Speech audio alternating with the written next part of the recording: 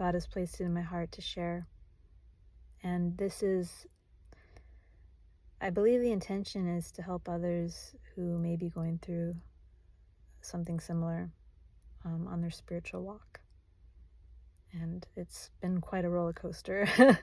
um, a lot of lessons, a lot of growth, learning more about your authentic self, and understanding boundaries. Yeah. Like, it's just a trip. But and not to mention all the spiritual warfare, things that most of the world doesn't understand, and if you speak about, you look crazy.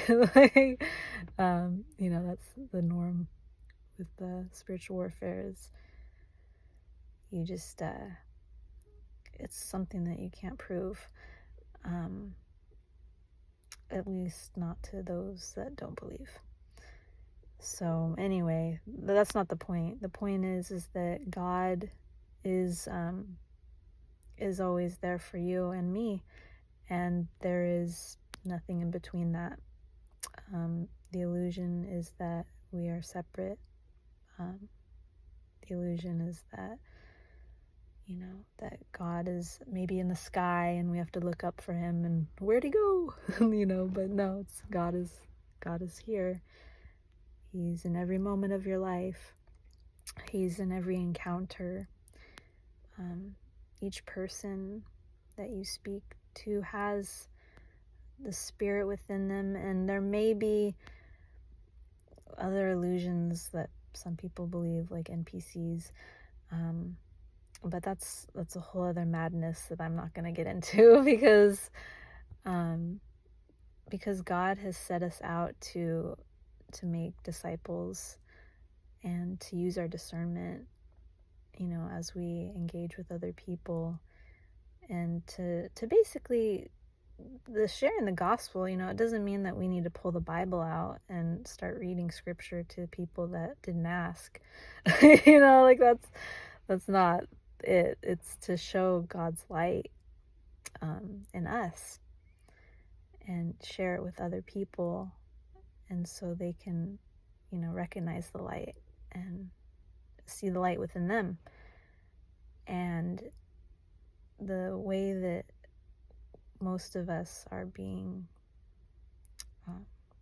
blocked in that way is by the energy that we're providing to certain things in our life, whether it be jobs, relationships, even just beliefs in our own mind that we're focusing on, that are outside of the kingdom. And so we will be, constantly tested. Like, where is your mind? Is it in the world or is it with God? And thank God, we have bodies that feel things, just like if you were to touch a flame, you would know it's there because of the heat and the pain. And so it's similar with, whenever you are going out in the world and making disciples, connecting with other people, you will have feelings, physical feelings, sometimes discomfort, anxiety. Like, that happens, when you're interacting with other people that may not have, the best interest in you. But the thing is that we're supposed to love them. But we're also not supposed to allow ourselves to have the company of the corrupt. So people that are doing corruptive things, or, people that are, maybe they're drinking a lot or they're taking drugs, they're not living, for God, they're living for self. And these people, they influence, others. And what we're meant to do as, Christians, followers of Christ, is to unite so we can bring that light to others. And so But it's when the company is mixed in with others that don't have that agenda, or they don't take it to heart, you can be in a position that's going to lead you away. And it happens. I'm recognizing it in my own journey, and I have been feeling physically sick because I'm denying my authentic self, which is the truth of God. I've been a very spiritual person since I was a child, and that's my life. And so now I am operating in the physical world with others and learning quite a bit. And so part of the wisdom that I was going to share, what God wanted me to share, which I wasn't really sure until now in the last moment, but it's related to, imagine that you have a movie made about yourself. Like, oh yeah, I want to do a biography about you. And it's made into a film. And let's say that the beginning story is, it's kind of a sad one, like maybe you work a low-paying job, you were bullied by family or friends or people at work, like you're walking around with that rain cloud on you, and it's just a sad, sad life. You can't get up, can't get out of debt, you just cycling through, and then your life starts changing, like maybe you have a better opportunity that comes your way, and you're able to start purchasing things that are going to better your life, and maybe pursue a business that that's in your heart. And so you continue on and succeeding, and it's this film, it's showing all the different experiences that you've had from being at the bottom to rising up. And then let's fast forward to the end, and there you are, your success. You're no longer carrying garbage bags of trash and having people yell at you. Like, you're not the poor street rat. Like, you're just some yay, you made it. That person made it. They made it. It's like nobody cares.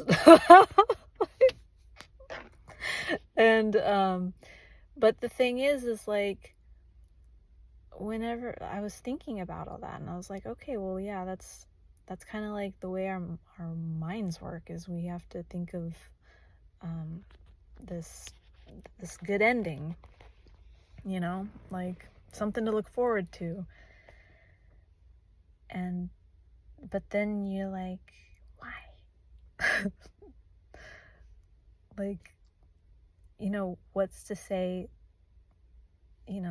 this poor state versus the higher state is like, it's what's better. Like, and we know what's better because we can tell by how we feel, like just like touching the flame. Like, we're not going to go touch fire. And so we can see the difference between something that's healthy and unhealthy. And I suppose where I'm getting at with this message is that if you feel physically unhealthy, then there's something that you probably shouldn't be doing or touching. And this is all related to spirituality. So someone that is sensitive to energy, that can feel others' energies,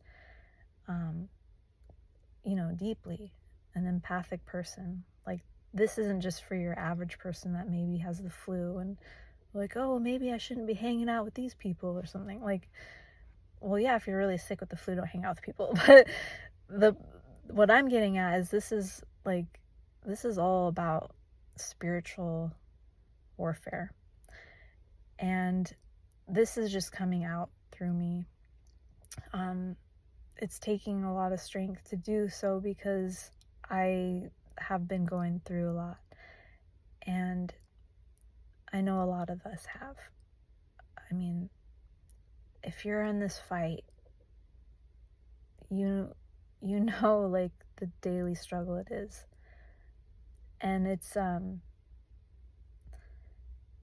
and you know, if you're not a Christian person and you don't understand the spirituality aspect of this, you may not understand that, like, the thoughts in the universe or whatever that are coming through, they're not even ours, you know. So, and this is science, and it's like the collective consciousness that just comes through that we absorb.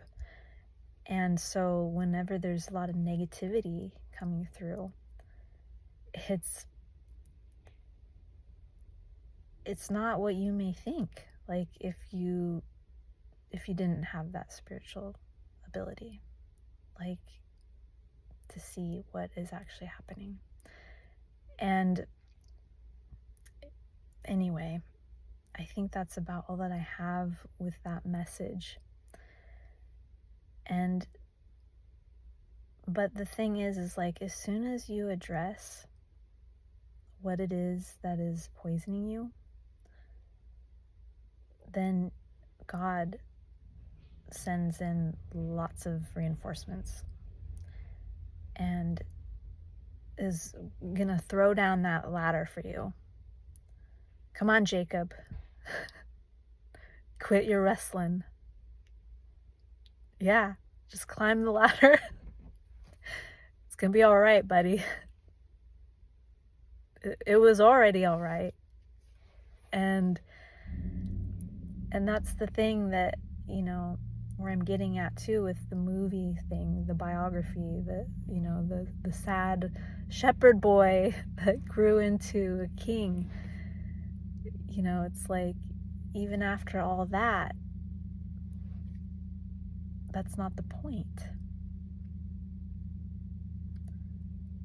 The point is peace. And being someone who is, you know, struggling financially, who lost my home, who no longer lives with my children and carries this with me each day, I have had peace because of God and His love within my heart. But whenever I have placed myself in other situations that weren't for me, that peace had left. And so God is giving us a ladder to climb out of that, because we know the truth. And the truth is love.